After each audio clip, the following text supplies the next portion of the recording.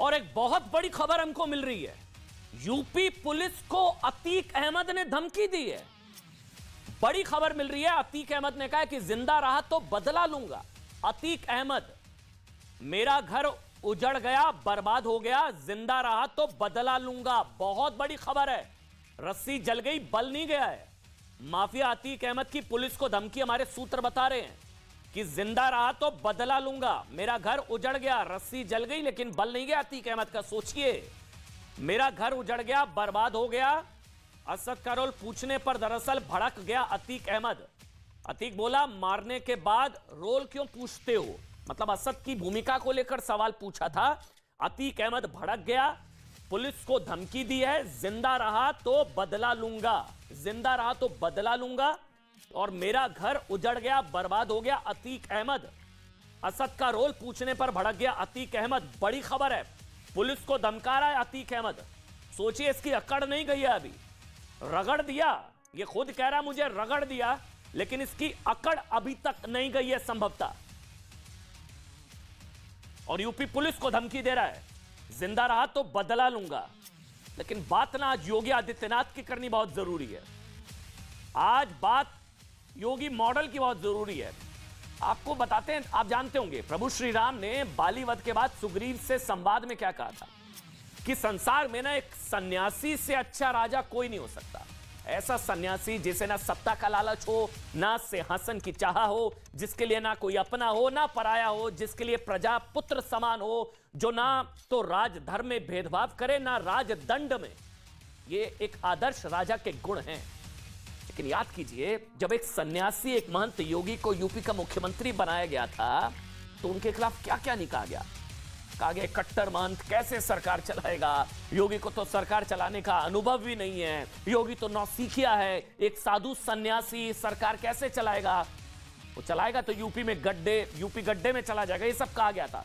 America के भारत विरोधी अखबार वॉशिंगटन पोस्ट में तो योगी आदित्यनाथ के लिए बेहद आपत्तिजनक शब्दों का इस्तेमाल करते हुए उन्हें मिलिटेंट मॉन्क कह दिया गया था। कहा गया कि योगी की महारत सरकार चलाने में नहीं है, सिर्फ हिंदुत्व का गुणगान करने में। लेकिन पिछले 6 साल, एक एक शब्द को ध्यान से सुनिएगा, पिछले 6 साल में योगी के खिलाफ जितने भी नैरेटिव गढ़े गए, जितना भी दुष्प्रचार किया गया, उन्हें महंत योगी आदित्यनाथ ने ध्वस्त कर दिया।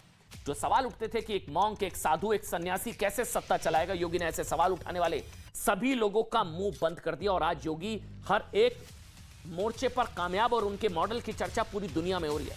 भारत में दूसरे राज्यों के मुख्यमंत्रियों को योगी मॉडल की क्लास लेने के लिए कहा जा रहा है। सुनिए शब्द, योगी सरकार राजधर्म निभाने के लिए भी पूरी तरह दुनिया में चर्चा में, और राजदंड देने के लिए भी। योगी के राजधर्म वाले मॉडल की वजह से ही यूपी देश की दूसरी सबसे बड़ी अर्थव्यवस्था बन चुकी है। योगी सरकार पर भरोसे का असर है कि यूपी का जितना बजट है, उससे करीब 5 गुना ज्यादा तो निवेश के प्रस्ताव आ गए हैं। और राजदंड ऐसा कि अपराधियों को धर्म देखकर नहीं, कर्म देखकर सजा हुई। कर्म देखकर अपराधियों के खिलाफ बुलडोजर चले, और कर्म देखकर ही अपराधियों का इनकाउंटर हुआ। वरना यही यूपी था ना, जहां अतीक अहमद जैसे माफिया कानून को मिट्टी में मिलाया करते थे, आतंकवादियों का मजहब देकर केस वापस ले लिए जाते थे। याद है, दंगाइयों को भरोसा होता था कि वो कुछ भी करें, उनका पुलिस कुछ नहीं बिगाड़ सकती।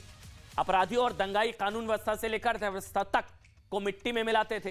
लेकिन योगी आदित्यनाथ जब राजधर्म का उन्होंने पालन शुरू किया, राजदंड अपने हाथ में लिया, तो यूपी पत्थर मुक्त हो गया। इसको फुल स्क्रीन पर दिखा दीजिए, इसको देख लीजिए, निचोड़ है आज की खबर का। ध्यान कीजिए, रामनवमी के मौके पर, इसको फुल स्क्रीन पर, रामनवमी के मौके पर देश के कई राज्यों में पत्थर चले, लेकिन यूपी में पत्थरबाजों की एक पत्थर फेंकने की हिम्मत नहीं हुई।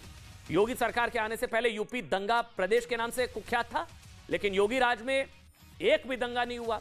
योगी ने अतीक अहमद से लेकर मुख्तार अंसारी गैंग की कमर तोड़ी, यूपी को माफिया मुक्त प्रदेश बना दिया। यूपी दंगा मुक्त, यूपी पत्थर मुक्त, यूपी माफिया मुक्त, यूपी में भय मुक्त। और दूसरी तरफ नंबर 2 की अर्थव्यवस्था, बजट 7 लाख करोड़ का, निवेश के प्रस्ताव 35 लाख करोड़, 7 गुना, कानून व्यवस्था सर्वोच्च, अपराध में कमी।